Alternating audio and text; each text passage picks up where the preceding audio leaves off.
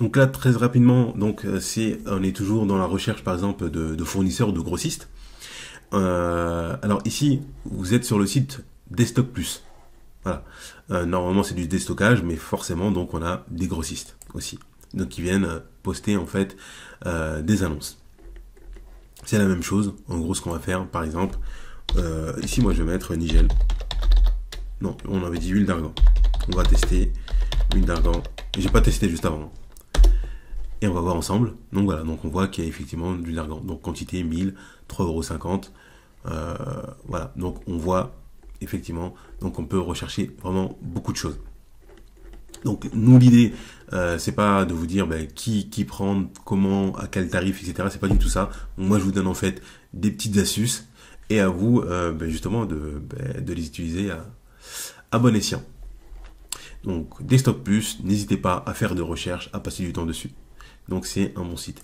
On a Etsy. Sur Etsy, comment vous pouvez l'utiliser, ça je vais pas passer du temps dessus, mais c'est des personnes en fait effectivement qui créent des produits où on a des fabricants, donc des propriétaires de marques, où vous pouvez très bien les contacter, ou même en dehors de toute plateforme, les contacter et demander par exemple si vous pouvez, s'ils vendent en gros, s'ils vendent en marque blanche, parce que si vous avez une marque, on peut revendre en fait en marque blanche. Ça veut dire que la marque vous donne ses produits et vous collez, vous avez juste à créer une étiquette et vous collez votre marque. Voilà, c'est ça, donc marque blanche. Donc voilà pour Etsy, donc n'hésitez pas donc à regarder ou à contacter des fabricants, des producteurs ou autres. Après, là, on va passer à donc Alibaba. Sûrement vous connaissez. Vous connaissez certainement Alibaba. Donc ça, c'est un site, une marketplace, voilà, où donc des fabricants ou des grossistes en fait proposent des produits. Donc en général, ils viennent de Chine, mais pas que. Donc il y en a effectivement en fait qui viennent d'autres pays. Et donc là, vous trouvez vraiment de tout. Nous, bien entendu, là, on était parti sur de l'huile, sur du thé. Vous pouvez trouver ça. Alors, pourquoi il met ça par exemple, on va mettre thé Japon.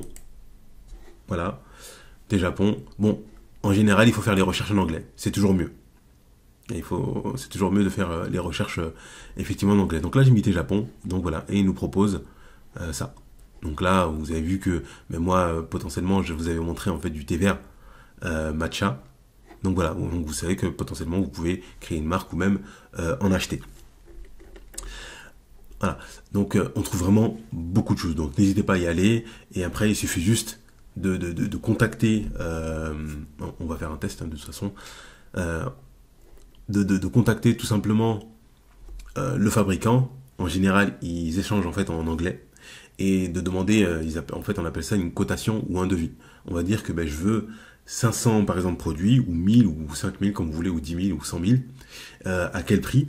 Et derrière, il va vous faire donc un devis ou une cotation avec le transport, donc le coût du transporteur, et aussi la partie dédouanement. Non, la partie dédouanement, en fait, ça dépend.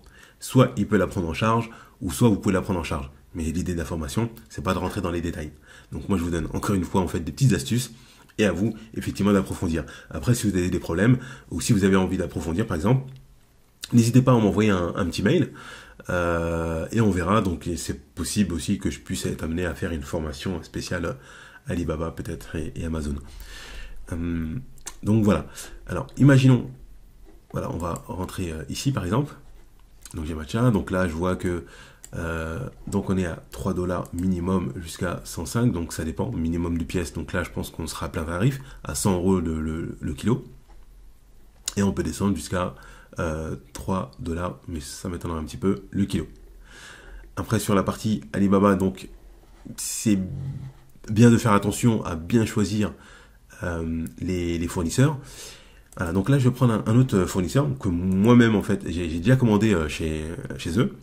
Vous allez reconnaître un petit peu. Ah non, je vous ai pas montré cette partie emballage. Si, je vous l'ai montré. Donc là, vous avez vu, on a des tubes d'emballage, et moi, j'avais le noir, et j'avais collé une petite étiquette, en fait, dessus. Donc voilà, donc là on voit à peu près en fait les prix. On voit que bon, il y a quelques avis, ils sont quand même bien notés. Voilà, donc ça c'est pour la partie effectivement donc emballage.